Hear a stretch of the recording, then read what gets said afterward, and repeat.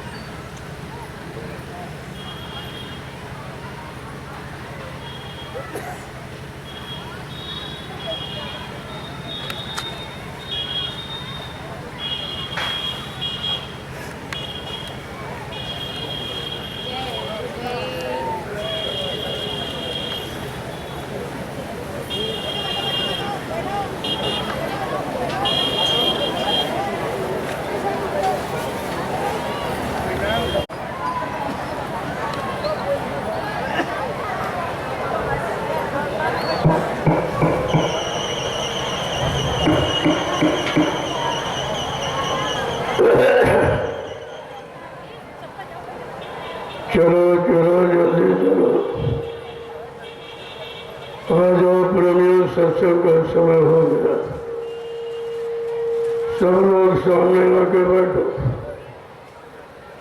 ताकि एक एक वचन वाणी आपकी समझ में आ जाए।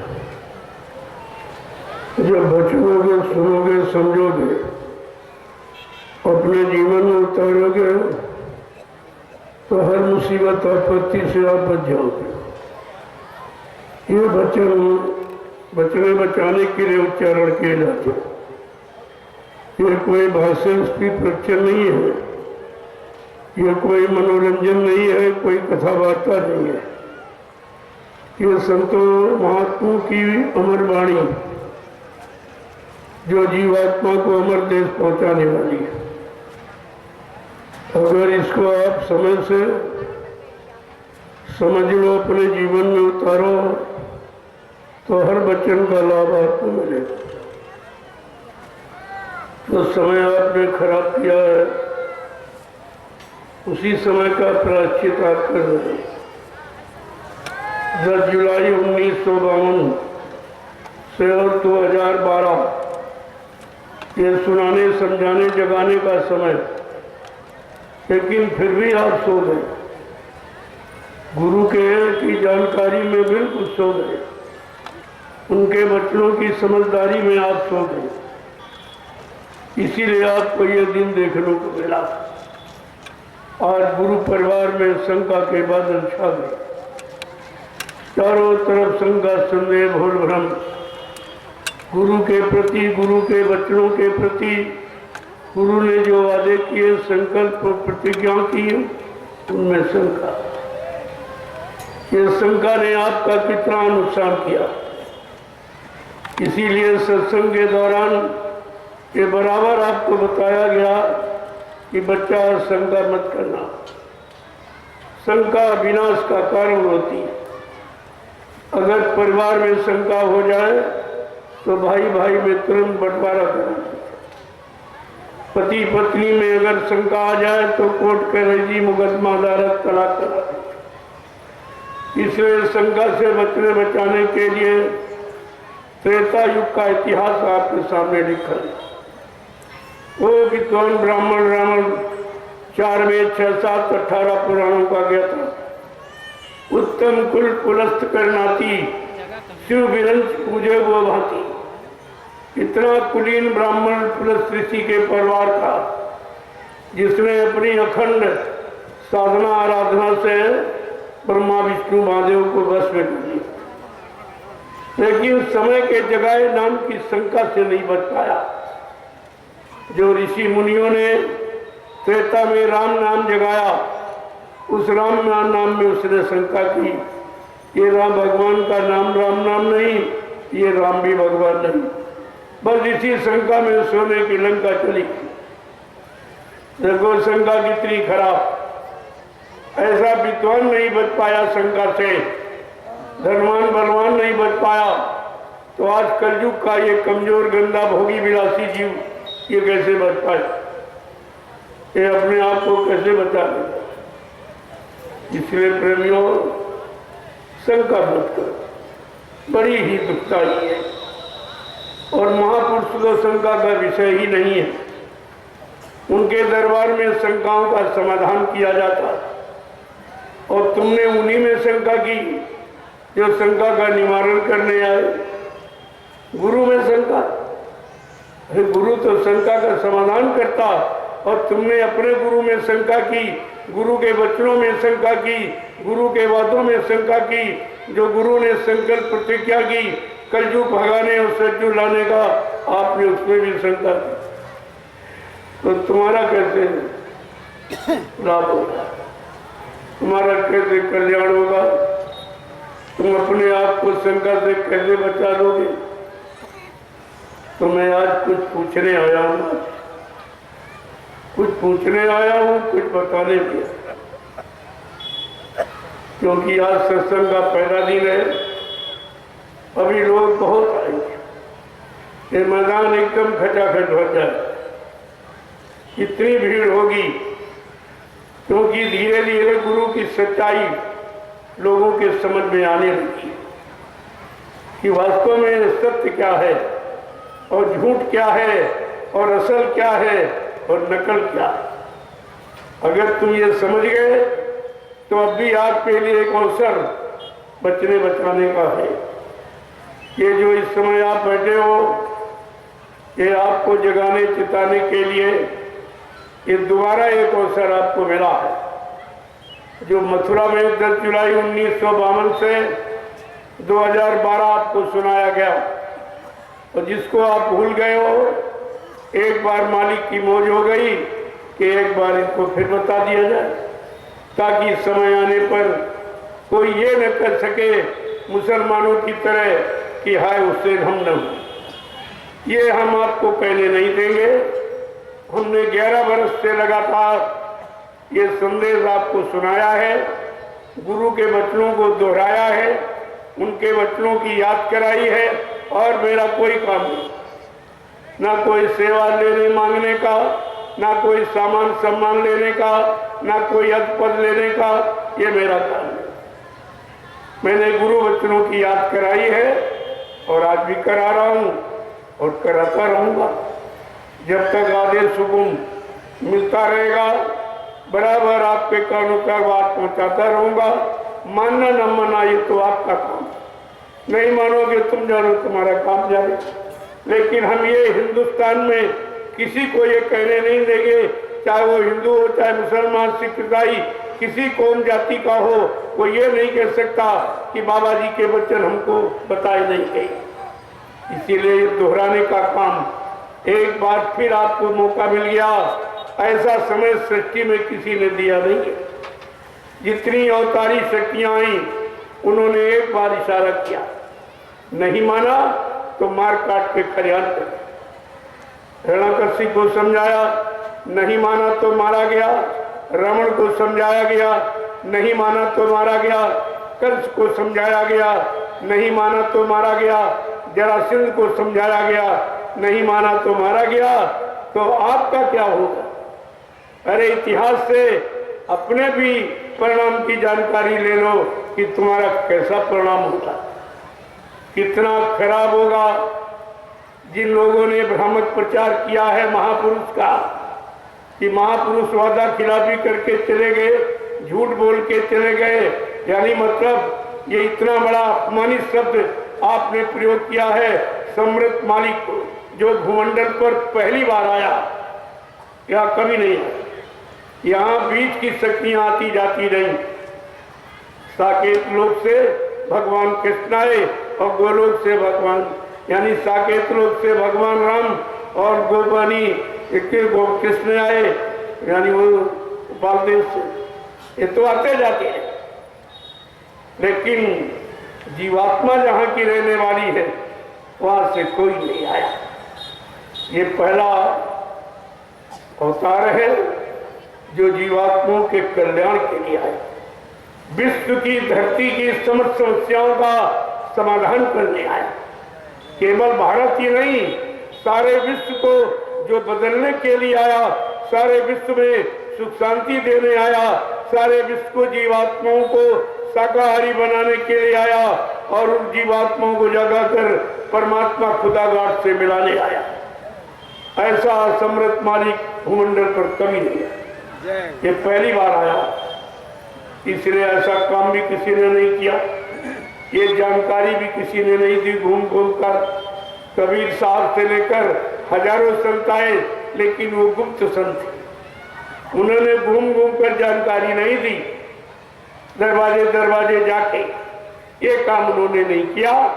उनके पास जो गया, श्रद्धा सेवा भाव प्रेम देखा तो उसके कान में नामदान दे दिया, लेकिन लाउड स्पीकर लगाकर ये सृष्टि में किसी ने नामदान की शुरुआत नहीं की।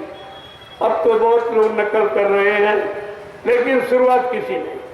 ये पहली पहचान सम्राट मालिक की है कि उन्होंने लाउड स्पीकर लगाकर सारी सृष्टि को नामदान दे दिया।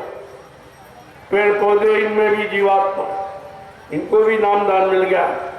जितने जीव हैं धरती पर सबको नामदान मिला। जो सारी सृष्टि के जीवों को मानव शरीर यानी देने का जिसने संकल्प प्रतिज्ञा की है, क्या ये कोई साधारण है? उसे आप इंसान समझते हो, उसे तुम बाबा समझते हो? तुम्हारी समझ में आज तक ये नहीं आया कि कैसा इंसान है कि भगवान का भगवान है। अगर ये बात समझ में आ जाती तो आज गुरु परिवार में शंका, संदेह, भूल भ्रम के बादल नहीं छाए। तो प्रेमियों, आज सत्संग का पहला दिन है, इसलिए मैं आपसे कुछ पूछने आया हूँ और कुछ बताने भी आया। पहले तो आपसे पूछूंगा, जिन शंकाओं में आप चले गए हो उस शंका का कारण क्या? अज्ञानता, अज्ञानता, भूल भ्रम, ये कारण है। मैं तो आपसे मैं एक बात पूछूंगा, आप परिवार बाल बच्चेदार हो, सत्य बोलना। आप लोग मथुरा जाते थे तो गुरु महाराज के दर्शन करने गए थे कि चेलों का? जोर से बोलो, सच्चाई को मत छिपाइए। आप लोग मथुरा जाते थे गुरु का दर्शन करने कि चेलों का दर्शन करने? आप लोग मथुरा जाते थे गुरु की सुनने गए कि चेलों की सुनने गए थे? आप लोग मथुरा जाते थे गुरु की मानने गए कि चेलों की मानने गए थे? और मान किसकी रहे? इसकी मान रहे हो भी तो सोचो। आप लोग मथुरा जाते थे, गुरु भक्ति करने गए कि चेला भक्ति करने गए थे? और कर किसकी रहे? किसकी भक्ति कर रहे? चेलों। चेलों का कहना, वो चेले जिन्होंने गुरु को नहीं बख्शा क्या तुमको बख्श देंगे? नहीं। जिसने गुरु को नहीं पहचाना क्या तुमको गुरु की पहचान बता देगा? जो गुरु से हमेशा 24 घंटे साथ में रहकर जो लाभ नहीं ले पाया क्या गुरु के द्वारा मिलने वाला लाभ तुम्हें दिला देगा? नहीं। इतनी बात तो आपको समझनी चाहिए। ये पहली गलती आपकी। दूसरी गलती आपने क्या की है, मैं आपको भी पूछूंगा। आप लोगों ने नामदान गुरु महाराज से लिया या किसी चेले से लिया है? गुरु महाराज से। आप लोगों का हाथ गुरु महाराज ने पकड़ा या किसी चेले ने पकड़ा है? गुरु महाराज।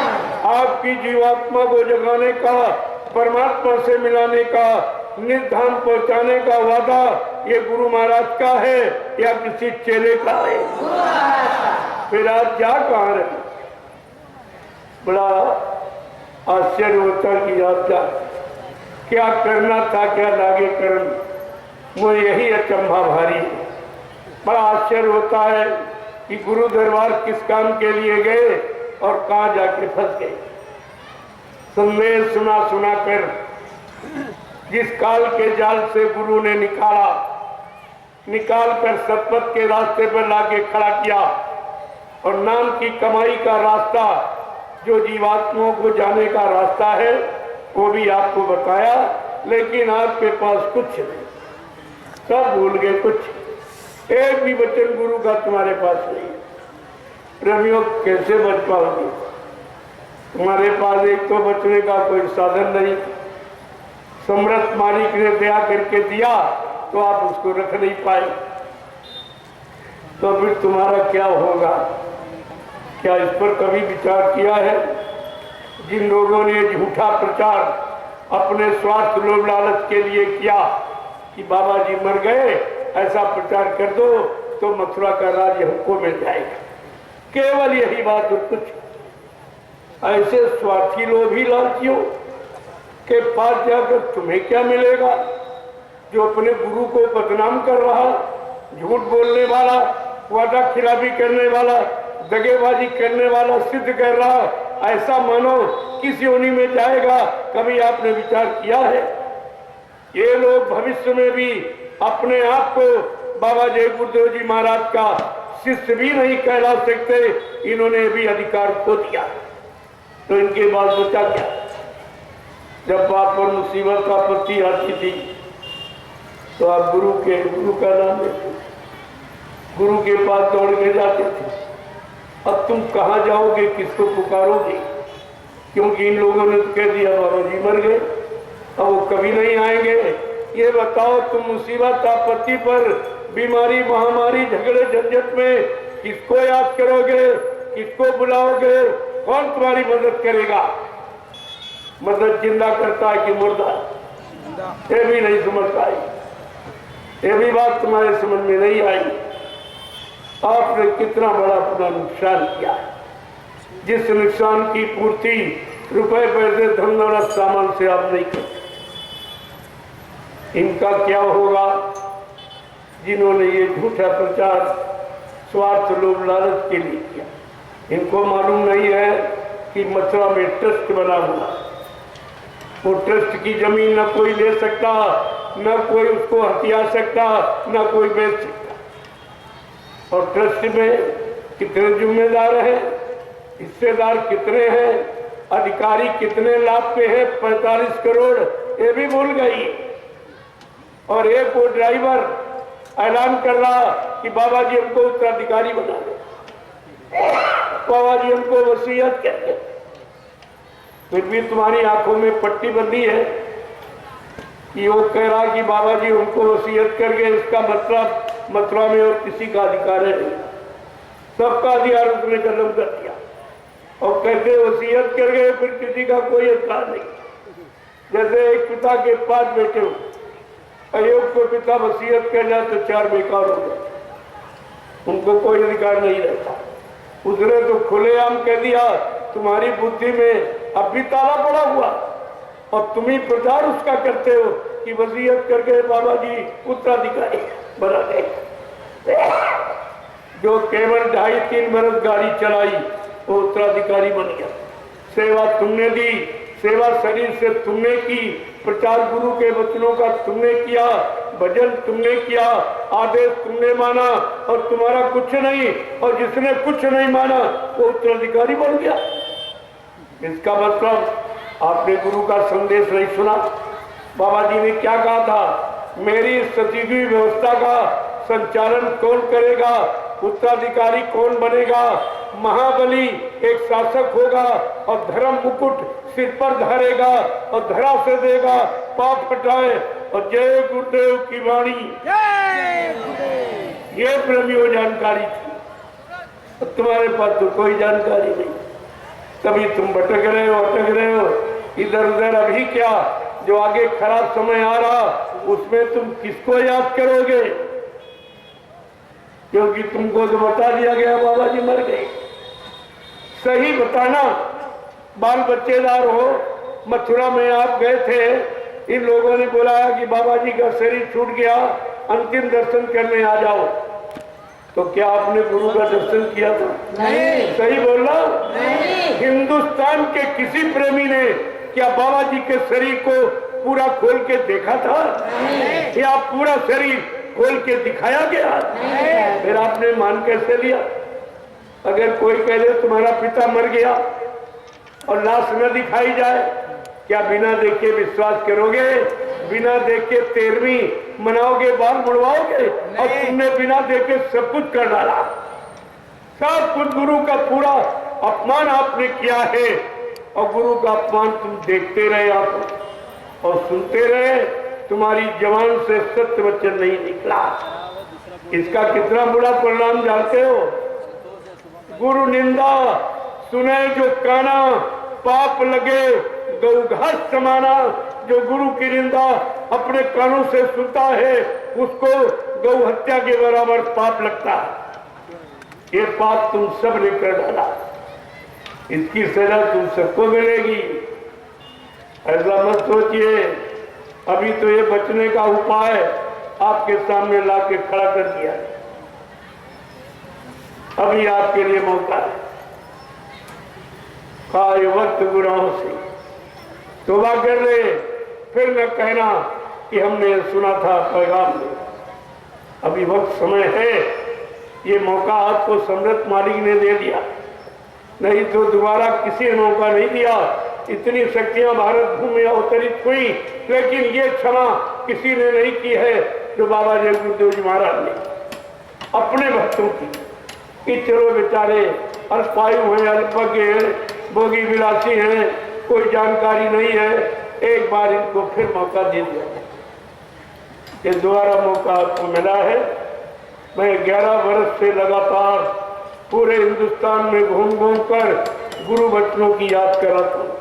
न किसी से 2 पैसे सेवा मांगता हूँ, न कोई सामान सम्मान मांगता हूँ, याद कराता हूँ वचनों। और कोई ये लेने देने वाला काम नहीं। ये दरबार है, यहाँ से दिया जाता है, लिया नहीं जाता। दरबार और दुकान में अंतर है। जो दुकानें लगी हैं उनमें बगैर पैसे दिए सामान आपको नहीं मिलेगा। वो दुकानें नहीं। इसमें भी 2 दुकानें लगा दी, एक उज्जैन में एक मथुरा में, और जाओ तो बगैर सेवा लिए तुमको वहां से आने नहीं, या कोई सेवा नहीं मांगता। यहाँ स्वेच्छा से जो प्रेमी कहीं जा नहीं पाते, सत्संगों में परमार्थी सेवा में कहीं जा नहीं पाते हैं, वो बेचारे कहते हमारी कुछ सेवा ले लो और अच्छे काम में लगा देना। मैं उसी एक छोटी सी सेवा से 3 आश्रमों का निर्माण मैंने कर दिया। जय गुरुदेव आध्यात्मिक आश्रम गुरुद्वारा सतगुरुधाम यानी नैमिषारण्य सीतापुर पहला आश्रम, दूसरा वहां से 20 किलोमीटर घनघोर जंगल में और गोमती नदी के किनारे जय गुरुदेव आध्यात्मिक ज्ञान आश्रम रामशाला मिश्रिक सीतापुर उत्तर प्रदेश। और तीसरा आश्रम वहीं से 10 किलोमीटर पर, सतगुरुधाम से 5 किलोमीटर पर जमुनिया ग्राम में जिला हरदोई में दयाल आश्रम का निर्माण हो गया। ये 3 आश्रमों का निर्माण आपकी छोटी छोटी सेवा से, जो बिना मांगे आपने दी। मैंने तो मांगा नहीं, न पहले कभी मांगा, ना न आगे कभी मांगूंगा, क्योंकि हमको कोई जरूरत नहीं। हम क्या करें, हमारे कोई बीवी बच्चा है नहीं जिसके लिए हम आपसे झूठ बोलेंगे या हम कोई संचय करेंगे। ये काम ये नहीं होता है। जितनी जमीन आपकी छोटी सेवा से खरीदी गई वो सब समिति के नाम, मेरे नाम 1 इंच जमीन भी नहीं, ना एक गाड़ी मेरे नाम। कि मैं ये काम नहीं करता हूँ, जो करता हूँ या करूँगा वो संगत के लिए करूँगा, गुरु परिवार के लिए करूँगा। मुझे मालूम है हमारा गुरु परिवार 45 करोड़ का, एक दिन ये सब पहुंचेंगे नैमिषारण्य। वो 88,000 ऋषियों की तपोभूमि एक दिन सबको बुला लेगी। उसमें इतनी दया भरी है, उसमें तुम्हारी संभाल भरी हुई है, एक दिन सबको बुला लेगी। आप देखते जाइए। इसलिए मैंने अभी 3 आश्रमों का निर्माण किया है। परिवार बड़ा है, एक मकान में गुजारा नहीं होता तो दूसरा मकान बना दिया जाए, तीसरा बना दिया जाता, चौथा बना दिया। आश्रम कितने बन जाए लेकिन रहेगा एक ही, गुरु परिवार। यह शब्द नहीं छूटेगा। सब लोग अपने अपने परिवार के लिए करते हो, और मैं भी अगर अपने गुरु परिवार के लिए कर रहा हूं तो कौन सा खराब कर रहा हूं? अपने लिए तो कुछ कर नहीं रहा हूं। जो कुछ कर रहा हूं गुरु परिवार के लिए, और करूंगा अंतिम श्वास तक गुरु परिवार के लिए ही करूंगा। अब जैसे बैठे हैं बस यही मेरे पास, तो भी आपका दिया। एक कपड़े आप देते हो तो पहन लेता हूं, एक रोटी दोपहर एक शाम, 2 रोटी का खर्चा वो भी आप देते हो। आप ही की रोटी खाता हूँ, आपके दिए कपड़े पहनता हूँ, इसलिए आपके काम में लगा हूँ कि कितनी जल्दी हो जाए, इस अन्न का कर्जा उतर जाए और काम हो जाए, प्रेमियों को जानकारी मिल जाए, बेचारे झूठ और भ्रम संदेश से निकल आवे और सही सच्ची जगह खड़े होकर सिमरन ज्ञान भजन में लग जाए। मेरा तो संकल्प ये, इसके अलावा कोई कुछ कहे वो उसकी बात है, उनके पास तो कोई रास्ता नहीं। मैं साफ शब्दों में बता देता हूं, कोई रास्ता नहीं। केवल सेवा मांगने लूटने के सिवा दूसरा कोई काम नहीं है, कोई भी काम। 1 इंच जमीन कहीं बना दी तो आप बताइए, तो 60 साल की सेवाएं कहाँ चली गई? जो मथुरा में बाबा जी के हाथ में आपने जो सेवा पकड़ाई थी, बाबा जी ने क्या कहा था? तुम्हारी इस सेवा से मैं इसी मथुरा में एक महाविश्वविद्यालय का निर्माण करूंगा, जिसमें देश दुनिया के बच्चे गरीबों के मुफ्त शिक्षा पाएंगे, कोई खर्चा उनसे नहीं लिया जाए। और एक धर्माला चिकित्सालय का निर्माण करूंगा, जो लोग दवा से नहीं ठीक हो रहे मैं उनको अपनी दुआ से ठीक करूंगा। ऐसा एक धर्माजा चिकित्सालय का निर्माण करूंगा। ये सब जानकारी आपको दी, जो आपने सेवा पकड़ाई थी उसकी सारी सेवाओं का इन दोनों ने बंदर मार कर दिया, और किसी को नहीं बताया वो सेवा कहाँ लगानी। आपको पूछना चाहिए कि 60 साल यानी 10 जुलाई 1952 से जो लोग सेवा भाव से बाबा जी के हाथ में सेवा पकड़ाई कहाँ गई, कहाँ लगाई, उसका हिसाब दीजिए। हिसाब ये देना पड़ेगा। इनको भी तो पता ही कुछ नहीं है कि इन्होंने कह दिया बाबा जी मर गए तो हिसाब कौन लेगा? अरे तुम्हें नहीं मालूम है बाबा जी ने क्या कहा था? मैंने एक छोटा सा जाल बना के रखा जिसमें समय पर कोई छोटी बड़ी मछली बचेगी नहीं जो फंसे ना। ये महात्माओं का इशारा बड़ा गूढ़ है, ये गूढ़ इशारा है। कैसे आप जानोगे, कैसे समझोगे? तो इस बात को ध्यान में आप, मैं आपसे पूछने आया था और कुछ बताने आया हूँ, जो 5 दिन आपको बताऊंगा। आज तो भी पहला दिन है, अभी सब प्रेमी आ जाए तो अच्छा रहेगा। एक तरफ सत्संग शुरू कर दूंगा, कल से सत्संग प्रारंभ करूंगा। आज तो आज से जानकारी लूंगा और बाबा जी ने क्या क्या कहा, क्या क्या वादे किए और जो वचन आप भूल गए हो उनकी याद कराऊंगा। आपसे पूछूंगा, आप ही से पूछूंगा कि बाबा जी ने क्या कहा। वो भी तो कुछ हुआ ही नहीं। उन्होंने जो जो कहा उसकी शुरुआत नहीं हुई। इन लोभी लाचियों ने उनके जाने की शुरुआत कर। पहले इनको देखो, ये चेले कैसे। बाबा जी ने क्या कहा था, हम है वही देश से जहां तुम्हारा धाम, तुम सबको घर पहुंचाना एक हमारा काम। जब ये काम की जानकारी आप सबको दे दी, क्या तुम्हारा ये काम हो गया? क्या तुम्हारी जीवात्मा सबकी जाग गई? क्या घर पहुंच गई है? जो कहते हो बाबा जी चले गए। जब पहुंचाने वाला चला गया तो इस जीवात्मा को पहुंचाएगा कौन, ये भी आपको पूछना चाहिए। अगर ये पूछना शुरू कर दो प्रेमियों, 2 मिनट में सच्चाई का राज खुल जाएगा। क्या सत्य है, क्या झूठ है, क्या असल है, क्या नकल है, ये सब जानकारी आपको मिल। लेकिन जब गुरु के वचन तुमने बोला दिए तो तुम प्रश्न ही क्या करो। तुम्हारे पास प्रश्न भी करने के लिए भाई नहीं, तुम क्या उनसे प्रश्न। लेकिन मैं तो आपको बता रहा हूँ, ये सब पूछिए आप, सब जानकारी तुमको। उन्होंने कहा तुम सबको घर पहुंचाना एक हमारा काम। जब गुरु कह रहा तुमको पहुंचाऊंगा और इन चेलों ने गुरु को पहले ही पहुंचा दिया, तो इनसे पूछो कि तुम कैसे चेले हो। क्या तुम्हारा गुरु झूठा था? क्या झूठ बोलने वाले को गुरु बनाया था? ये आप पूछिए। अगर आप पूछने लगो तो मैं आपसे सच कहता हूं, 2 मिनट में सच्चाई का राज आपको मिल जाएगा। ये सच क्या है, ये जानकारी आपको रखनी चाहिए।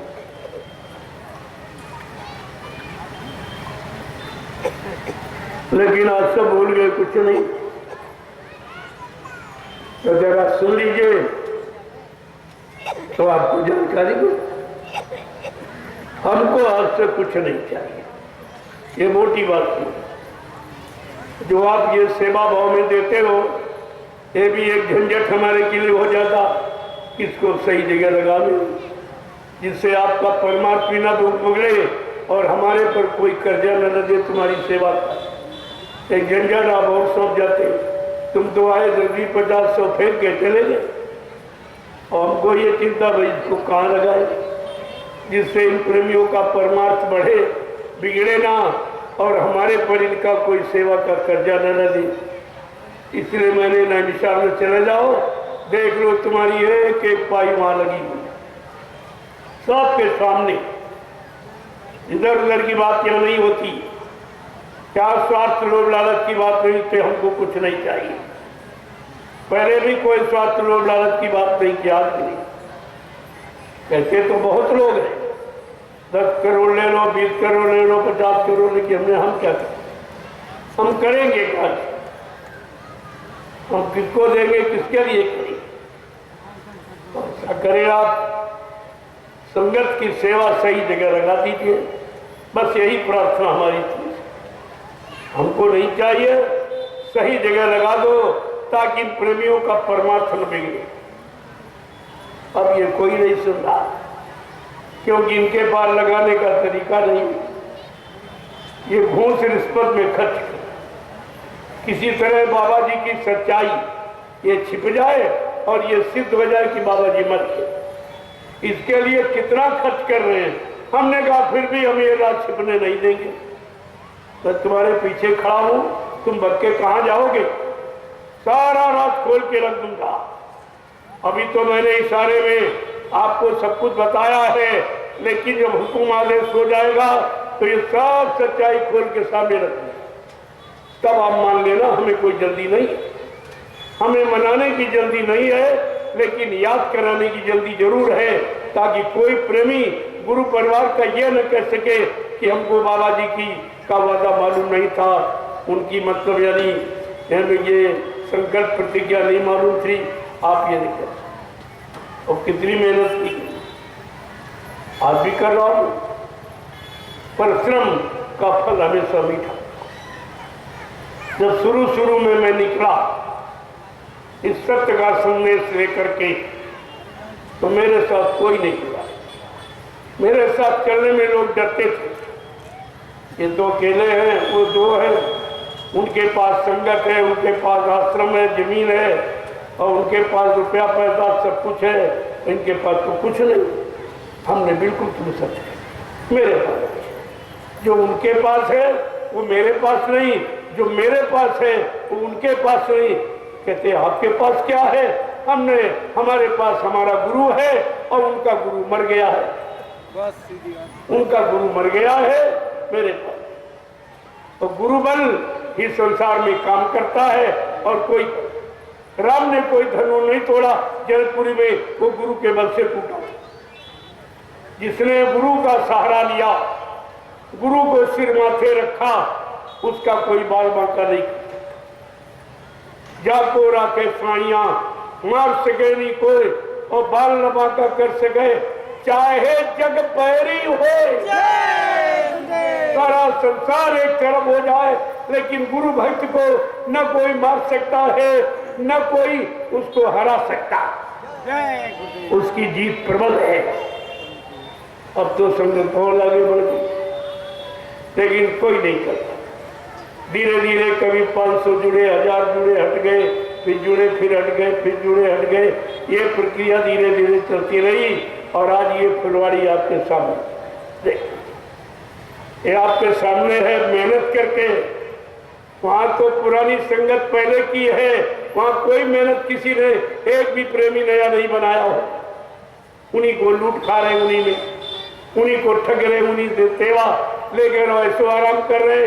लेकिन यहाँ मेहनत करके एक एक प्रेमी को जोड़ा गया है, और जोड़ा जा रहा है।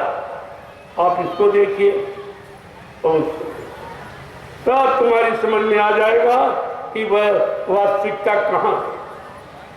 ये समझ में आपको सब आ जाएगा। मैं ऐसी भूमिका आपके सामने बना के रखता हूँ जो हिंदुस्तान में आज तक किसी ने नहीं बताई, और सब आपके सामने। पहला ये शोभा यात्रा कभी नहीं निकाली, इस तरह की प्रसाद वितरण की, आशीर्वाद की, ये किसी ने नहीं निकाली। और दूसरा ये झंडा, हिंदुस्तान में कितनी राजनीतिक पार्टियां, सबके पास झंडे, धर्म स्थलों पर सब जगह झंडे, और 2 इसमें भी जय गुरुदेव के झंडे लिए। लेकिन जो काम यहाँ हो रहा वो झंडे से कोई करा नहीं। ये कह रहे बाबा जी मर गए, चले गए, तो हमने कहा तुम सिद्ध कर दीजिए, झंडा गाड़ कर एक प्रेतात्मा उतार दीजिए, एक बीमारी कम कर दीजिए, हम तुम्हारी बात मान लेंगे। नहीं तो पछता के, आंसू गिरा के तुम्हें जय गुरुदेव प्रभु नाम झंडे के नीचे एक दिन आना ही होगा। ये सत्य का झंडा, ये गुरु की जानकारी का झंडा है, ये सत्यता है गुरु की। मुर्दा थोड़ी काम करता, जिंदा काम करता। अगर जिंदा नहीं तो झंडे से काम कौन कर रहा? क्योंकि झंडा किसी का मेरा नहीं है, झंडा है प्रभु नाम का, और प्रभु सबका है, और सबका खेवनहार है। उसके यहाँ हिंदू मुसलमान कोई नहीं, जात पात, वो सबके हित के लिए ये झंडा जो गड़ा है, ये सबके हित के लिए।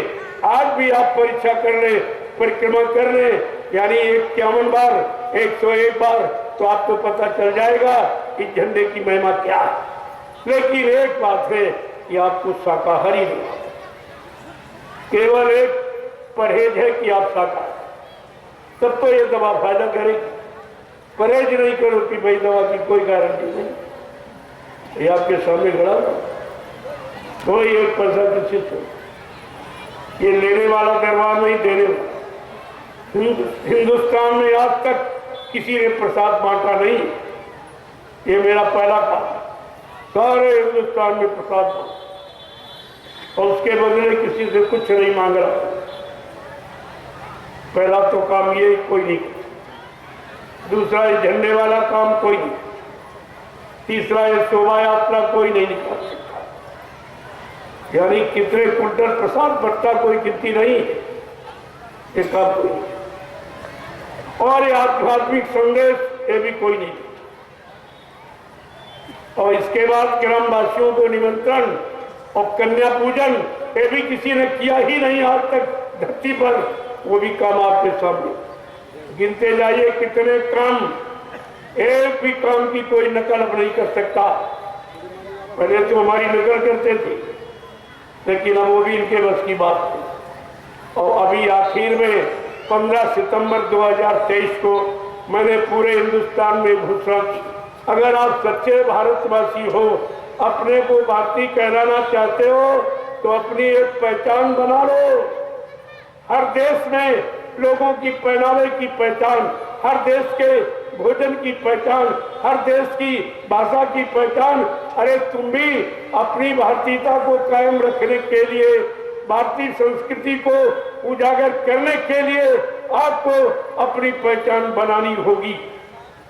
मैंने कहा आप लोग भारतीयवासी, जितने भारतवासी हैं जो अपने को कहते हैं, अपनी भारतीय पोशाक में आ जाए। भारत की पोशाक कुर्ता धोती कमीज पैजामा टोपी और पगड़ी और लंगोटी, ये पहनावा ये ऋषि मुनि महात्माओं के द्वारा दिया गया हो। आप इसको धारण करो, देखो तुम्हारे मन में कितनी शांति, मन के विकार समाप्त हो जाएंगे। सादा जीवन, उच्च विचार, ये है उन्नत का आधार। ये गांधी का नारा था, उनका संकल्प था, उनकी प्रतिज्ञा थी। आज उनकी प्रतिज्ञा को सबके सामने उजागर किया जा रहा। लोग तो केवल नारेबाजी करते रहे, गांधी के नाम पर लूटपाट करते रहे, यानी ये तो सब किया, लेकिन गांधी जो कहा वो करके किसी ने दिखाया नहीं है। आज वो मौका आपके सामने। गांधी का सिद्धांत था अहिंसा परमो धर्मा, और इनका है क्या सिद्धांत? हिंसा परमो धर्मा। लाखों हत्याएं रोज, जिनका मांस चमड़ा खून हड्डी सब विदेश व्यापार में किया जाता है। ये धार्मिक देश है, ये भारतीय कहलाने के अधिकारी हैं। आगे आने वाले समय में इनको कोई भारतीय मानेगा नहीं। पहले आप विचार करिए इस पर। तो गांधी जी को कौन, गांधी को मानते, गांधी की नहीं मानती। उनकी शिक्षा, उनका सिद्धांत क्या था, ये कोई नहीं मानता। दूसरा हिंदुस्तान का सादा जीवन उसमें था। और जो धोती आदि पहनते थे, आदि ओढ़ते थे, आप उसके देखिए। फिर दूसरा देखिए कि भारतीय कैसे कहा जाए, और भारत का राष्ट्रपिता किस पहनावे में, किस वेशभूषा में रहा। अगर आप वास्तव में उनको मानते हो तो उनकी नीति को अपनाना चाहिए, उनके सिद्धांतों को अपनाना चाहिए। ये उन्होंने सब किया और लोगों के सामने करके दिखाया। आदि धोती पहनना, आदि ओढ़ लेना, ये देखिए, ये भारतीयता की पहचान आप देखिए। मैंने तो आपको पूरा शरीर ढकने के लिए कहा, आप कुर्ता धोती और कमीज पैजामा और सिर पे टोपी और पगड़ी, ये भारतीय मर्यादा है। इसको आप कायम कर लीजिए। अगर मन को विकारों से दूर करना चाहते हो, आपको ये करना पड़ेगा। और सबके लिए, मैं पूरे हिंदुस्तान के लिए कह रहा हूं कि सब लोग अगर अपनी हिंदुस्तानी, जो तुम्हारी भाषा हिंदी और संस्कृति, आप इसको अपना लें और सारे सिद्धांत और सारे कानून उसी हिंदी संस्कृत में बना दिए जाएं, तो भारत की जनता खुशहाल हो जाएगी। न कोई लूटेगा, न पाटेगा, न कोई बहकाएगा, न भरमाएगा, क्योंकि हमारी पहचान भारतीय है। हम भारतीय कहलाने के अधिकारी तभी है जब सारी मर्यादाओं का पालन करते हैं। इसके पहले नहीं, कोई नहीं करा।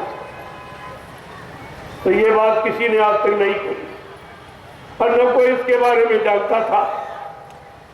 ये तो मैंने 15 सितंबर 2023 को बलिया और मऊ और आजमगढ़ के बॉर्डर पर जो मैंने अभी कार्यक्रम किया है, उसमें ये घोषणा की है कि सारे हिंदुस्तान के लोग अगर अपने आप को हिंदुस्तानी कहना चाहते हैं, भारतीय कहना चाहते हैं, तो भारतीय पोशाक और भारतीय खान पान जिसको सादा है, जो मतलब सीजनल अनाज, सीजनल दालें, सीजनल सब्जियां, फल फूल मेवे, दूध मक्खन मलाई घी, ये हमारा भारतीय खान पान।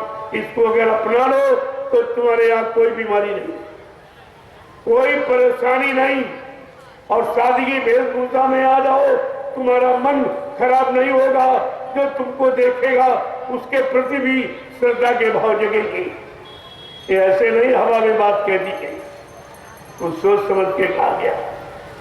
और हमारी जो भाषा है, मातृभाषा हिंदी और देववाणी है हमारी संस्कृत। आगे के समय में हिंदी और संस्कृत में संविधान बनेगी। अब इनको क्या बात पता है कि दूरदर्शी क्या क्या करेगी।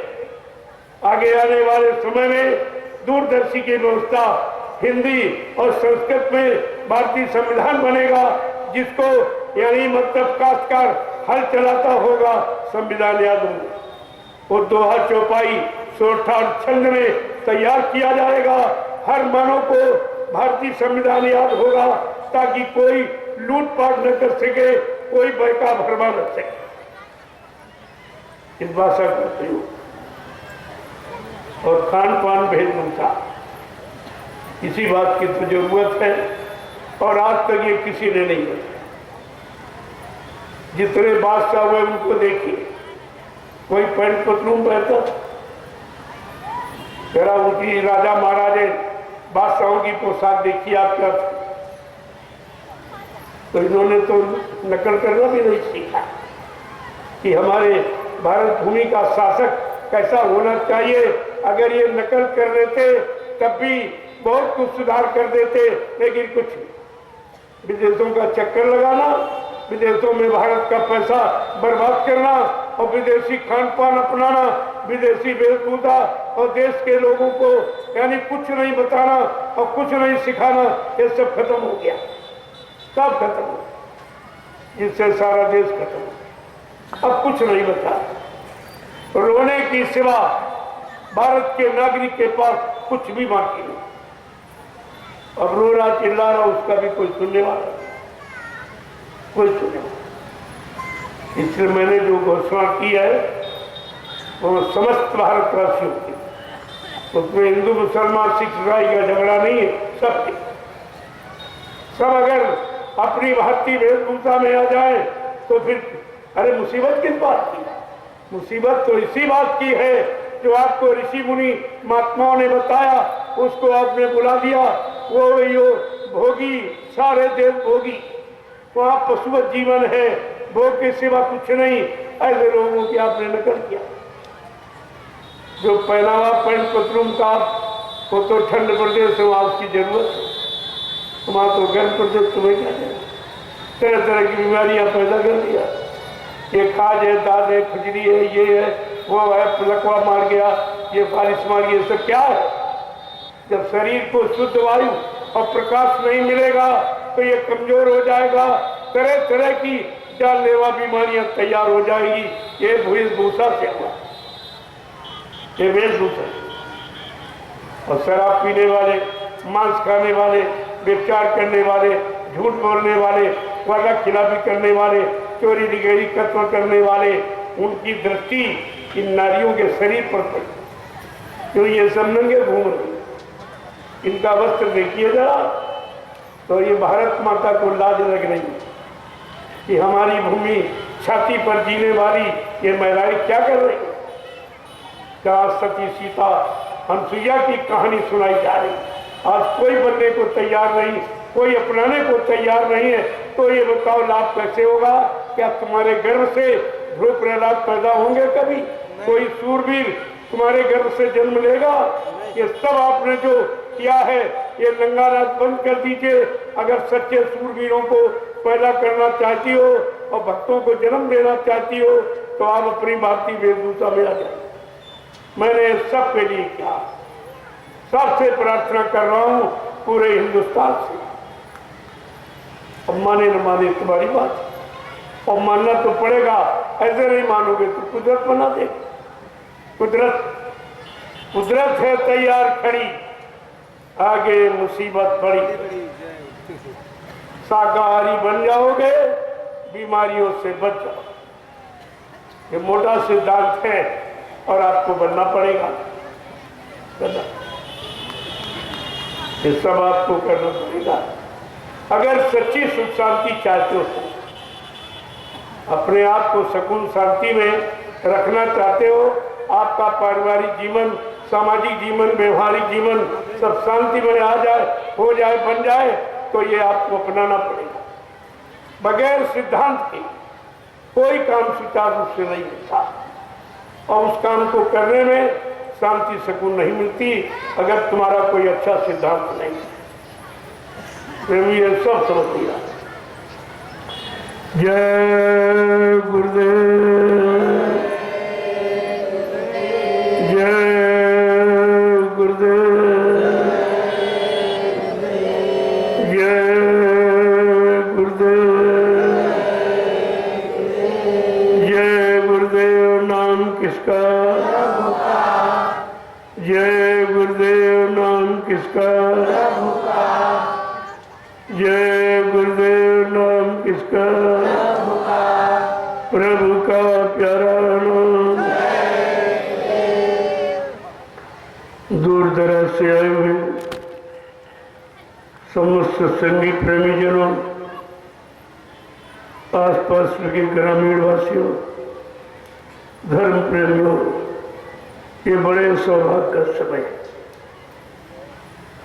जहाँ लोग अच्छे गंदे खान पान के बीच, गंदी संग सोबत के बीच, गंदे कर्मों के बीच फंसे पड़े हैं। वहाँ पर ये सत्य की चर्चा होगी, बिल्कुल अनोखी। अगर आप भाग्यशाली नहीं तो क्या, ये सुनने को नहीं मिलेगी, ये मोल भी नहीं।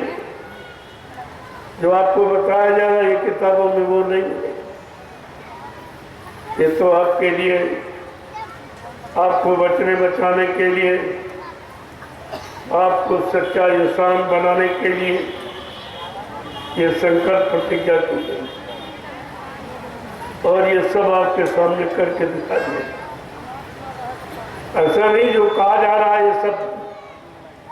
ये सब भूल भ्रम, ऐसा नहीं है, सब होगा। अगर नहीं होगा तो क्यों कहा? जो होगा उसी को कहा जाएगा, जो होने वाला नहीं हम उसको क्यों कहेंगे? हमें कोई आपसे कुछ चाह तो है नहीं कि कोई पैसा मिल जाए, कोई सामान सम्मान, इसकी तो इच्छा नहीं। चाह गई चिंता मिटी, मनवा बेपरवाह, जिनको कछु न चाहिए वो सहन के साथ, वो बादशाहों के बादशाह। इसलिए मैं आपको ये बताना चाहता हूँ, जिस महापुरुष के बारे में आपने कितनी बड़ी भूल की है, मैं उनके वचनों को आपके सामने रखना चाहता हूँ कि बाबा जी ने क्या क्या कहा और वो भी कुछ हुआ नहीं और तुम सब भूल गए। तो फिर से इसको याद करो, यही आपके काम आने वाला। बाबा जी ने कहा कि हम आए वही देश से जहां तुम्हारा धाम। काम में ब्रह्मा के ब्रह्मलोक से नहीं आया हूँ, विष्णु के विष्णुलोक से नहीं आया हूँ, शिव जी के शिवलोक से नहीं आया हूँ, राम के साकेत लोक से नहीं आया हूँ, कृष्ण के गोलोक से नहीं आया हूँ, देवी देवताओं के देवलोक से नहीं आया।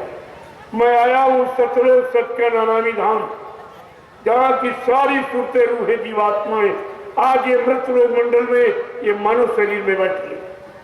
मैं इनके वास्ते, इनको जगाने के लिए, इनको घर पहुंचाने के लिए आया। ये वादा। दूसरा वादा क्या किया कि नाव लगाई शब्द की, चल बैठे कुछ। मैंने नाम की नौका लगा दी भवसागर पार से ले जाने की। जो संभल कर बैठ जाएगा, विश्वास करेगा, यानी प्रेम प्यार मोहब्बत से जो गुरु के कदमों में आया है, वो अगर बैठ जाएगा तो मैं उसको भवसागर के पार। तीसरा वादा क्या किया? कहा भवसागर भरमो नहीं, ये प्रताप हमार और निश्चय करके मान ले तो तुरंत उतारू पार। केवल मान ले, जान ले, पहचान ले, काम है उसे भवसागर के पार करके वो जीवात्मा को घर पहुंचा दूंगा। अब बताइए इसमें आपको करना क्या? न माला घुमानी है, न आँख कान बंद करना, केवल गुरु पर विश्वास करना। ये विश्वास क्या है? बिन विश्वास में कोनो सिद्धि, बिना विश्वास के कोई काम सिद्ध नहीं होता। और आपने विश्वास खत्म कर दिया, तुम्हारा कोई काम सिद्ध होने वाला है नहीं, क्योंकि आपने सिद्धांतों के खिलाफ, गुरु के बरखिलाफ आपने सब काम किया। चैलेंज क्या है? इस भवसागर में भ्रम मत करना कि तुम्हारे लिए कोई दूसरा आएगा। इतने नहीं, केवल मेरे पर भरोसा कर, मुझ पर विश्वास कर और मेरे इस भवसागर पार ले जाने वाले नाम नौका पर पहुंच जा। मैं तुझको तेरे घर पहुंचा दूं।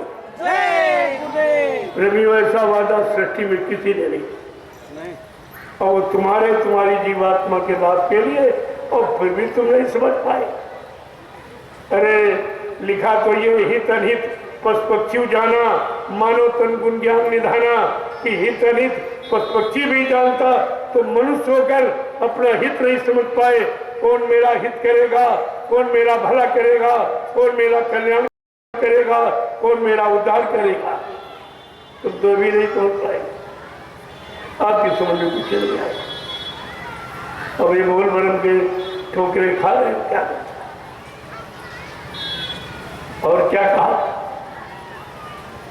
बच्चा, मैं परिवर्तन करने आया हूं, परिवर्तन करके ही जाऊंगा। कोई माई का हमें इस परिवर्तन से न रोक सकता है, न मेरा काम कोई कर सकता है। ये भी आपकी समझ में नहीं आया?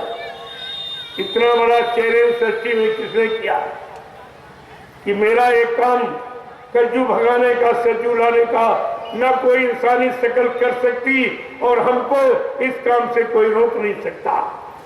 ये दोनों तरफ का चैलेंज आपकी समझ में कुछ भी नहीं है कि हमारा गुरु कितना महान, कितना शक्तिमान है, जो इतना बड़ा चैलेंज सृष्टि में कर रहा। आपकी समझ में कुछ आया? बाबा जी ने और क्या कहा, जरा सुन लीजिए, तुम्हारी अकल के ताले खुल जाए, ताले खुल जाए। जो भूल भ्रम के ताले लगाए हो वो सब खत्म हो जाए। दूसरा वादा क्या किया? कहा बच्चा, मैं कलयुग का इतिहास बनाने आया हूं। ऐसा इतिहास बनाऊंगा जो भूते न भविष्यते, सतयुग से द्वापर के लोग अपने अपने युग का इतिहास पढ़ना भूल जाएंगे। मैं इसी भारत भूमि पर ऐसा चमत्कार करके दिखाऊंगा जिसको हिंदुस्तानी नहीं सारा विश्व नमस्कार करेगा। देखिए कैसी भूमिका का, मेरी दूरदर्शी भूमिका के आगे ये सारा विश्व नतमस्तक हो जाएगा। ऐसे कानून सबके हित से, कोई पक्षपात, कोई जात पात का भेदभाव, कोई छोटे बड़े गरीब अमीर का, कोई सिर्फ उसका हिंदू मुसलमान का कोई भेद नहीं। सबके लिए समान नीति, समान कानून की बात आती है। जब आपको नामदान दिया तब भी आपसे वादा किया, वो भी आप भूल गए। कहा बच्चा, मैं अजर अमर देश से आया, मैं मरने वाले देश से नहीं आया हूं, अजर अमर देश से आया हूं। और जब तक इन जीवात्माओं को अजर अमर देश नहीं पहुंचा लूंगा, मैं चैन से बैठने वाला नहीं। जब तक मेरा एक भी जीव यहाँ रहेगा, मैं बराबर मौजूद रहूंगा। जब मेरे जगह सारे जीव चले जाएंगे, मैं पीछे से जाऊंगा। ये भी आप भूल गए, सब याद कराऊंगा। ऐसा थोड़ी है यहाँ और कोई चर्चा नहीं होती इधर पे, कोई लोभ लालच की नहीं, कोई एवा सेवा मांगने जाने की चर्चा या नहीं, यहाँ गुरु चर्चा। गुरु के वचनों की याद कराने की चर्चा। और बाबा जी ने क्या कहा, मैं कलयुग को भगाऊंगा, सतयुग को लाऊंगा। ये भी किसी ने युग परिवर्तन की बात किसी ने कही ही नहीं। रामकृष्ण आए, उन्होंने देसी प्रदेशी परिवर्तन की बात की थी और बाबा जी ने विश्व परिवर्तन की बात की। पर यह समझो कितनी महान शक्ति जो युग परिवर्तन और वो भी विश्व परिवर्तन की बात। सारे विश्व में सतयुग जैसी व्यवस्था होगी और कलयुग की ये बुरी व्यवस्था, ये अत्याचार, अनाचार और भ्रष्टाचार, मांसाहार, ये सारी व्यवस्था खत्म कर दी जाएगी। कितना बड़ा चैलेंज, कितनी बड़ी भूमिका है, पहले आप समझ, तब तुम्हारी समझ में गुरु बच्चा आएंगे कि नहीं। कहा मैं सबको शाकाहारी बनाऊंगा, सबकी जीवात्माओं को जगाऊंगा, परमात्मा से मिलाऊंगा। अगर ये काम करके न दिखा दूं तो इस बाबा को बाबा मत कहना। ये कितनी बड़ी सच्चाई को, और तो सब भूल गए। तुम्हारे पास गुरु का एक भी वचन नहीं। बाबा जी की सारी मेहनत 60 साल की तुमने पानी में फेर दी और अपना भी समय आपने खराब किया। किराया भाड़ा लगा के मथुरा गए, फिर मथुरा करने क्या गए? न सत्संग वचन याद है, न गुरु के वचन याद है, न गुरु का वादा याद है। याद को तुम याद फिर क्या? फिर तुम्हारा मथुरा जाने का मतलब क्या? इस बात को आपको बहुत समझदारी के साथ, बाबा जी ने तो पहले भी कहा था कि बच्चा आगे भविष्य में ऐसे भूमिका व्यवस्था बना के खड़ी कर दूंगा, फिर कुछ दिनों के लिए मैं तुम्हारे से दूर चला जाऊंगा। तुम इतनी जल्दी मुझे पहचान नहीं सकोगे। मैं अपने वादों की जानकारी दूंगा और सारे वादों को करके दिखाऊंगा। ये सब आपके साथ है। कहा मैं ऐसा एक गेर फंसा दूंगा, आगे भविष्य में नाजुक स्थिति बना के एक ऐसा गेर फंसा दूंगा जिसको किसी कोई निकाल नहीं पाएगा और टूट जाएगा और बड़े बड़े यानी इसमें मगरमच्छ फंस जाएंगे, बड़े बड़े मगरमच्छ। ये इशारा देखिए महापुरुष कितना रहस्यमय, बड़े बड़े जो अध्यक्ष मंत्री और कोषाध्यक्ष देखिए उनको, जबकि ये कानून खत्म कर दिया गया। 2010 में बाबा जी ने एक आदेश पारित किया था कि बच्चा मेरे यहाँ न कोई अध्यक्ष बनेगा न कोई मंत्री। जितने मैंने व्यवस्था बनाई इस सबको निरस्त करना, सारे बच्चों को निरस्त कर रहा हूँ। न कोई अध्यक्ष, न कोई मंत्री, न वक्ता प्रवक्ता। सब लोग सेवादार बनो, भजनानंदी बनो। परिवर्तन सेवादारों से, भजनानंदियों से होगा, अध्यक्ष मंत्रियों से, वक्ताओं से, नेताओं से। धार्मिक धारा न कभी परिवर्तन हुआ और न कभी होगा। इस बात को आपके गांठ पे बांधना। 4 अप्रैल 2005 जब इन लोगों ने स्लो भोजन में देना शुरू किया था, उसी समय बाबा जी ने एक आदेश पारित किया। कहा था कि बच्चा मैंने हिंदुस्तान में किसी को भी नामदान देने का न कोई आदेश दिया, न हमारी कोई ऐसी मौज है। 2011 में इसी आदेश को फिर दोहराया कि मैंने हिंदुस्तान में किसी को भी नामदान देने का अधिकार नहीं दिया, क्योंकि अभी नामदान देने के काबिल कोई नहीं है। नामदान कौन देगा? जो अपनी जीवात्मा को जगा लेगा, परमात्मा से मिला लेगा और जीवों के 7 जन्म आगे 7 जन्म पीछे पाप कर्मों को जो धोना और मिटाना जानता है, वो जीवों को नामदान देगा। ये वचन कहाँ चले गए? ये वादे कहाँ चले? ये आदेश कहाँ चला गया? ये तो विचार आपको रखना ही चाहिए। ये सब जब देखा ये अपनी आदतों से बाज नहीं आ रहे, सारी छूट इनको दी गई, रुपए पैसे खाने पीने की, फिर भी नहीं थे, फिर भी ये मूड नहीं जागे। तो बाबा जी को कहना पड़ा, जो 40 लोग आश्रम में रहते थे, कहा बच्चा तुमने यहाँ जो अन्न खाया है वो लाखों लोगों का, और न तुमने कोई सेवा की, न सेवा दी, न भजन किया। अब तुम सब लोग घर जाओ, भजन करो, तुम्हारा आश्रम पर रहना ठीक। कोई नहीं गया। बाबा जी ने फिर दोहराया, अरे भाई एक एक VIP गाड़ी ले लो, 10-10 लाख रुपए ले लो, तुम लोग घर जाओ, भजन करो, तुम्हारा आश्रम पर रहना भविष्य के लिए ठीक नहीं होता। कोई नहीं माना, बल्कि गुरु को आदेश देने लगे। पहले देखिए चेलों को, गुरु को आदेश दे रहे, इतने सालों से तुम्हारे साथ रह रहे, हम अब कहाँ जाए, ऐसा करें आप ही कहीं जगह ढूंढ लीजिए। तो बाबा जी ने कहा ठीक है भाई, अगर तुम नहीं जाओ तो मैं ही चला जाऊंगा।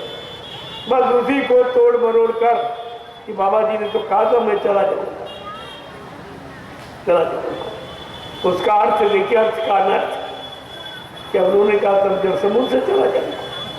कहा तुम अगर इस आदेश को नहीं मानोगे तो मैं ही चला जाऊंगा, मनमानी कर लो भाई, कितनी करोगे।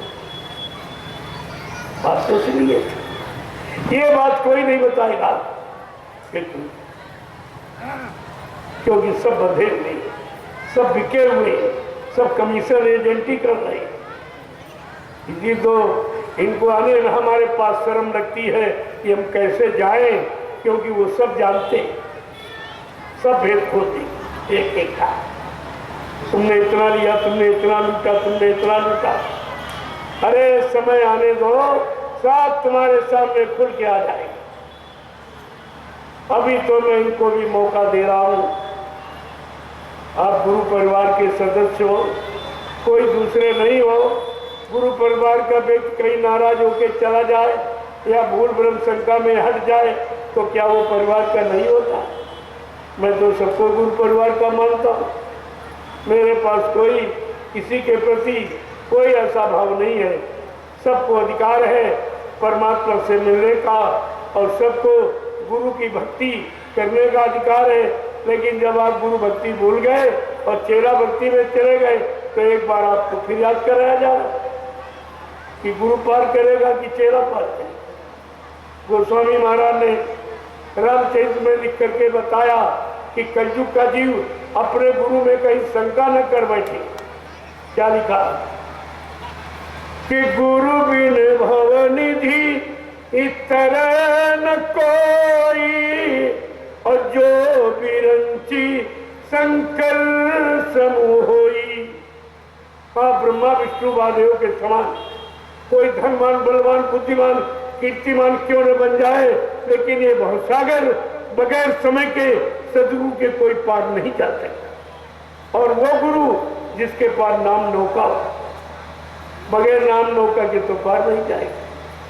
और बाबा जी ने कहा भी था, मैंने जय गुरुदेव नाम का इतना बड़ा जहाज लेके आया हूँ, अगर सारा विश्व मेरे जय गुरुदेव नाम जहाज पर सवार हो जाए तो बच्चा मेरे जहाज का एक कोना ही भरेगा।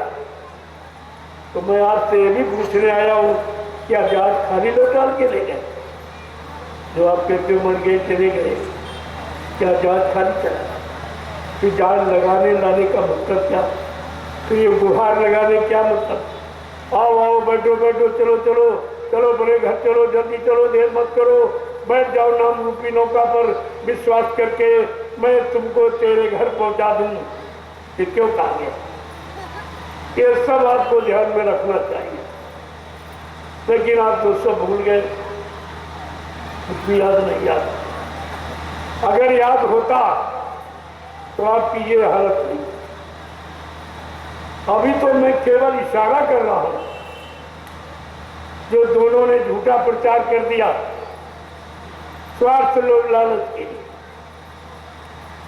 एक वो ड्राइवर, अरे तुम पढ़े लिखे हो, किसी ट्रस्ट का, किसी संस्था का, समिति संगठन का बारात पढ़िए आप, उसमें क्या लिखा है कि ड्राइवर संस्था का व्यक्ति नहीं होता, ड्राइवर प्राइवेट नौकर होता जो हर महीने तनख्वाह लेता। और संस्था के व्यक्ति सेवादार होते, कोई तनख्वाह नहीं। ये पहली पहचान है और यही आप बोलते। दूसरी बात, अगर संस्था में कोई गुजर जाए, शरीर छोड़ दे या कहीं चला जाए या इस्तीफा दे दे, तो दोबारा संस्था को भंग करके पुनः चुनाव किया जाता। जब इन लोगों ने प्रचार किया कि बाबा जी मर गए और जय गुरुदेव धर्म प्रचार संस्था मथुरा भारत ट्रस्ट के अध्यक्ष बाबा जी, जब अध्यक्ष खत्म हो जाता है तो संस्था भंग कर दी जाती है, दोबारा चुनाव किया जाता है। ना संस्था भंग की, ना चुनाव किया गया और ना किसी से पूछा गया। जो ट्रस्ट के लोग थे उपाध्यक्ष, पहली बात तो आप सब लोग जानते हो कि अध्यक्ष के बाद उपाध्यक्ष का नंबर हो, उसको अधिकार मिलना चाहिए। और उपाध्यक्ष बैठा रहा और कहीं कुछ कोई अधिकार उसको नहीं। न ट्रस्ट के किसी व्यक्ति से पूछा गया और हिंदुस्तान में एक 45 करोड़ चेला बाबा जी के न इनसे पूछा गया कि ट्रस्ट का अध्यक्ष किसको बनाया जाए। उस समय के शासन ने अपने नाती रिश्तेदारी समझकर और उस ड्राइवर को गद्दी पर जबरदस्ती बैठा दिया। आपको भी कहना चाहिए कि संस्था हम लोगों की है। क्या हम लोगों में कोई पढ़ा लिखा नहीं है? क्या हमारे ट्रस्ट में और लोग इतने हैं? क्या उनमें से किसी को नहीं बनाया जा सकता था? इस प्राइवेट आदमी को कैसे बना दिया गया जो केवल 2.5 साल बाबा जी की गाड़ी चलाई? ना ये सत्संगी, ना नामदानी है, ना शाकाहारी है, ना संस्था का मेंबर है, ना इसने कभी सेवा की, ना 2 पैसे सेवा दी। ऐसे को गद्दी का अधिकारी बना दिया जाए, ये कौन सी बात है? न तुमने कहा और न किसी ने किया। आप भी दोषी हो। वो अकेला तुम 45 करोड़ करते जा रहे। क्या तुम्हारी बुद्धि ने काम नहीं किया कि ट्रस्ट का मतलब क्या है, ट्रस्ट का बायलाज क्या बना, उसमें यानी कोई रोल ड्राइवर का होता है? कम से कम आपको सोचना चाहिए। फिर मैंने लोगों से पूछा, अरे भाई ये पूछो कि मतलब जो कह रहा बाबा जी उनको वसीयत कर गए, उत्तराधिकारी बना गए, ये कब किया, किसके सामने? ट्रस्ट के सामने किया गया कि प्रेमियों के से पूछ के किया गया? केवल उस समय के प्रशासन शासन ने अपने रिश्तेदारी नातेदार समझकर उस शराबी ड्राइवर को गुरु की गद्दी पर बैठा था। ये सबसे बड़ा गुरु का अपमान हुआ, सबसे बड़ा गुरु का अपमान, गुरु की गद्दी का अपमान, गुरु की संगत का अपमान, गुरु के नाम का अपमान। ये छोटी मोटी घटना नहीं, ये बहुत बड़ी घटना और तुम सब लोग इसके दोषी हो। एक व्यक्ति बैठ गया, तुम क्या करते रहे? तुम रोक भी नहीं पाए, पूछ भी नहीं पाए कि भाई तुम्हारा कहां से अधिकार है? ये टाट गोरा वाले, इनको तो चिल्लू भर पानी में डूब के मर जाना चाहिए कि बाबा जी ने तुमको अपना सजुगी सिपाही बनाया। और ये सब मान रहे, सब उस शराबी का जोड़ा पकड़े घूम रहे भी। इनके भी समझ में कुछ नहीं आ रहा। ये तुम्हारा टाट गोरा किसका, किस काम का? जिस समर्थ मालिक ने ये फकीरी भेद धारण कराया और तुमने उसके बारे में कुछ नहीं कहा और सुनते रहे गुरु का अपमान। ये तो बहुत बड़ा दोष है, इसकी सजा आपको मिलेगी। ऐसा मत सोचिए, ये कुछ माफ होने वाला नहीं है। बाबा जी ने यह भी कहा कि राम को परिवर्तन में यानी 14 वर्ष लग गई और कृष्ण को 18 दिन लग गए, लेकिन बच्चा कलयुग के परिवर्तन में हमको 18 मिनट भी नहीं लगेंगे, 18 मिनट भी नहीं। जबकि कलयुग सबसे ज्यादा खराब, एकदम पाप में सृष्टि हो गई। लेकिन मालिक कितना समर्थ है जो कह रहा मैं कलयुग की इस गंदी व्यवस्था को बदलने में मुझे 18 मिनट भी नहीं लगेंगे, मेरे पास ऐसी भूमिका है।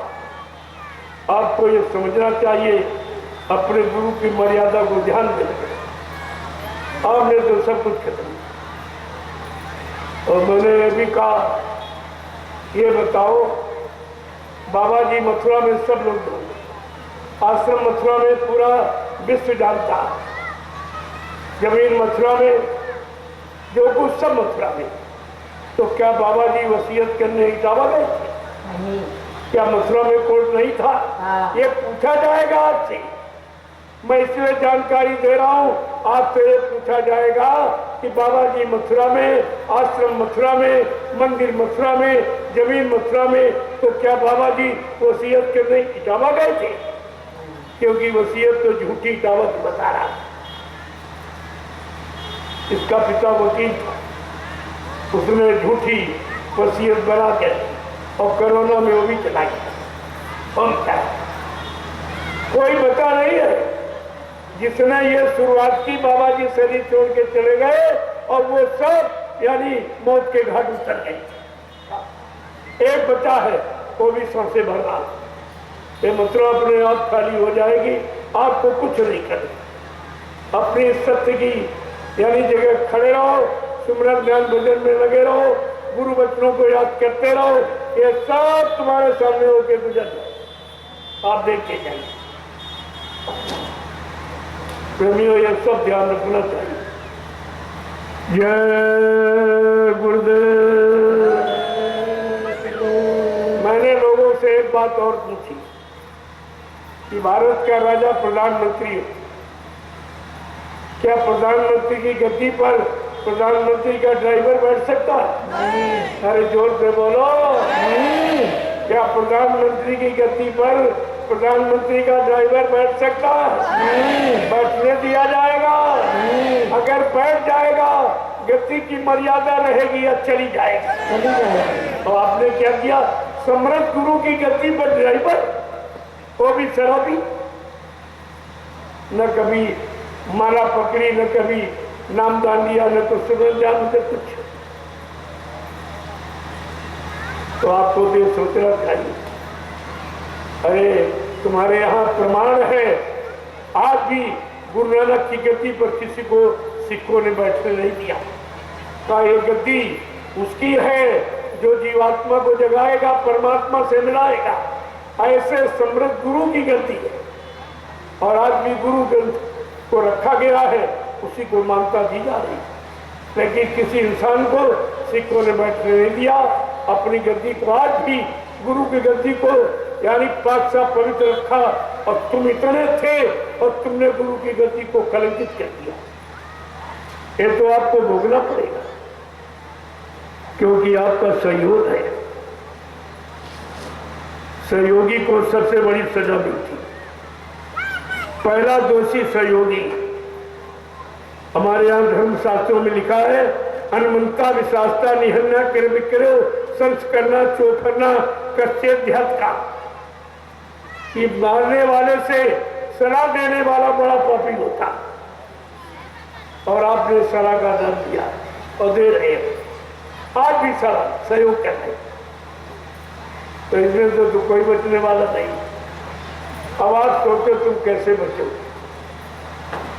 इसलिए सत्संग तो आपको कल सुनाऊंगा, आज आपसे पूछा है और आपको बताया। जय गुरुदेव, जय गुरुदेव, जय गुरुदेव। नाम किसका? जय गुरुदेव। नाम किसका? प्रभु का प्यारा नाम। अब आप लोग खड़े हो जाओ, खड़े हो जाओ प्रेमियों। बहुत देर से आप बैठे। देखो, खड़े होने का मतलब हमारा कुछ और है। पैसे तो रोज ही खड़े होते, रोज बैठते, लेकिन नहीं। खड़े होने का मतलब अब सच्चे अच्छे नेक भले ईमानदार चरित्रवान काम के लिए खड़े, अब अच्छे समाज के निर्माण के लिए आप लोग खड़े हो जाइए। अब समय आ गया परिवर्तन का। बिल्कुल परिवर्तन तुम्हारे पीछे था। जिस दिन तुम मुड़ जाओगे, शाकाहारी सदाचारी बन जाओगे, अच्छे नेक भले चरित्रवान ईमानदार उसी दिन कलयुग तुम्हारे सामने खड़ा होगा, सतयुग तुम्हारे सामने खड़ा हो जाएगा और कलयुग चल गया। इस बात को ध्यान में रखिए। जय गुरुदेव। कल आप सबको सूचना दे दो कि कल से सत्संग प्रारंभ है। सब लोग आइए, सुनिए जो आपने कभी नहीं सुना। अगर कभी सुना होगा पुराने प्रेमी तो मथुरा और दरबार में इसके अलावा कहीं, और अब तो वहां भी कोई कहने वाला नहीं। जब उन्होंने कह दिया बाबा जी मर गए तो तुम करने क्या जाते हो? कि मथुरा में किसका दर्शन करने का, किसकी मान्य सुनने जाते हो, कौन सी भक्ति करने जाते हो? इतनी भी बुद्धि तुम्हारे में नहीं रही। जब साफ साफ कह दिया बाबा जी मर गए चले गए, फिर उनके पीछे आप क्यों जाते? क्या मतलब? जिसने तुम्हारे गुरु को कह दिया मर गया वो तो दुश्मन हो। ये मर जाना सब किसके लिए प्रयोग होता? अपने दुश्मन के लिए। कि तुम्हारा बाप मर जाए, तुम्हारा भाई मर जाए, तुम्हारा बेटा मर जाए, तुम्हारा पति मर जाए, और जिसने तुम्हारे गुरु को कह दिया मर गए चले गए, उसी को अपना साथी सहयोगी बनाया। तुम्हारी बुद्धि ने कोई काम नहीं किया। जय गुरुदेव, जय गुरुदेव, जय गुरुदेव, जय गुरुदेव। नाम किसका? जय गुरुदेव। नाम किसका? प्रभु का प्यारा नाम। जोर से बोलो, सब मिल बोलो, बोलना होगा, अभी से बोलो। दुख दर्द हरेंगे, सब कष्ट मिटेंगे, सुख शांति भी देंगे। सबके दाता, सबके मालिक, प्रेम से बोले। ये नाम नहीं इंसान का, ये काम नहीं इंसान का। ये नाम क्या कह रहा है? अब कलयुग में इंसानों के बस का कोई नहीं, चाहे राजनीति हो चाहे धर्म नीति। ये काम किसी के बस का नहीं है। 70 साल की आजादी ने पूरी राजनीति की परिभाषा आपके सामने खोल के रखी। कोई काम नहीं, चुनाव के सिवा कोई काम नहीं। चुनाव पर चुनाव, चुनाव पर चुनाव, सारा देश चुन गया, कुछ नहीं बता। और ये भी नहीं बताया चुनाव का खर्चा क्या है। सबसे बड़ी चोरी भारत की जनता के साथ ये हुई। हम आपको बताएंगे। एक पंचवर्षीय चुनाव जो आगे 24 में होने जा रहा, एक पंचवर्षीय चुनाव का खर्चा 70 अरब रुपया। इतना महंगा चुनाव और काम कुछ नहीं। 70 साल तो कलयुग में एक जीवन है। इतने दिन तो व्यक्ति जिंदा रहता, 70 साल तो ऐसी झूठ बोलने, वादा खिलाफी करने, यही लोभ लालच में चले गए, कुछ नहीं। तो प्रेमियों अब क्या हो?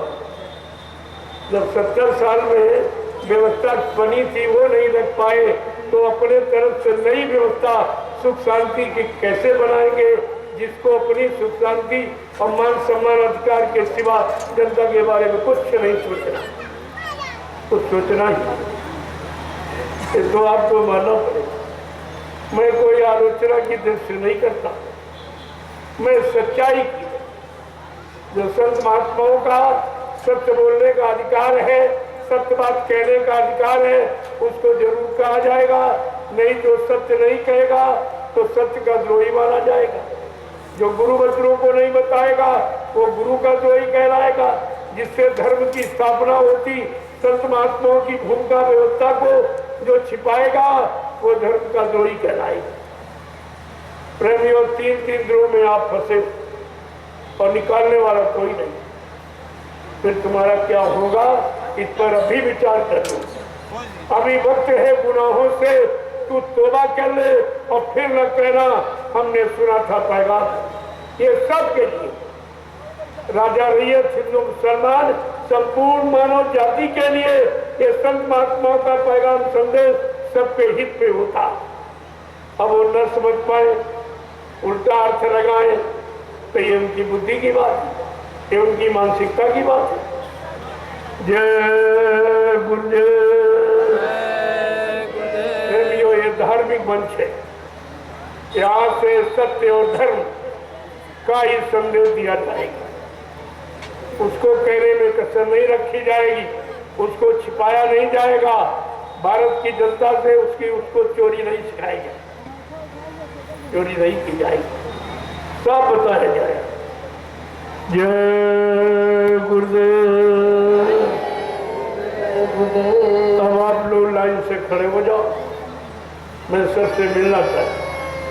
आपकी इच्छा, क्योंकि कुटी में इतनी जगह नहीं है कि बुला के आपसे मिल लेता, और इतने लोगों से एक बार की मिला भी नहीं जाता। लेकिन मैंने व्यवस्था बना दी है, एक लाइन में महीना एक में पूरी, अभी 1 घंटे में मिले लेता हूँ आप। जब आपने बैठकर 2 घंटे संदेश सुना है तो 1 घंटे मिले लेता हूँ। जल्दी क्यों, जल्दी किस बात की? और ये चीज कहीं मिलेगी नहीं, आप कोई नहीं बताएगा। जय गुरुदेव। सतयुग को लाएंगे, विश्व में शांति को लाएंगे, जन जन में प्रेम को लाएंगे। इन 3 सूत्रों को याद रखना। ये 3 सूत्र पूरा करना किसी के बस की बात नहीं। यही तो लोगों के सामने एक समस्या है। मैं कोई न कोई नई घोषणा करता ही रहूंगा, देखूंगा, तब ऐसी बात आपके सामने रखूंगा। और वो बात जो हिंदुस्तान में किसी ने कही नहीं, किसी की मन बुद्धि वहां तक अभी नहीं पहुंची कि भारत देश में खुशहाली क्यों नहीं, शांति क्यों नहीं है, ये सम्मान लोगों का करना ये क्यों भूल गए हैं, सच्चाई, ईमानदारी ये सब क्यों खत्म हो गई, ये सब बताना चाहूंगा, सब आपको बताएगा। जय गुरुदेव। देखो ये प्रसाद भी लाया हूँ आपको, ये इलायची दाना राम दाना, ये प्रसाद, ये लड्डू वड्डू प्रसाद नहीं है। और तो जो प्रेमी दूसरे की सेवा ले आते, भाई लोगों ने कहा हमारी सेवा पहुंचा देना, तो उनको दे देता हूँ, ये अपने बच्चों को दे दे। बाकी असली प्रसाद ये, असाद प्रसाद में झगड़ा मत किया करो। असली प्रसाद ये रामदाना, ये बरसों रखे रहो, कभी खराब नहीं। और लड्डू तो 4 दिन में खराब हो जाए, तो प्रसाद कभी खराब होता है। जय गुरुदेव।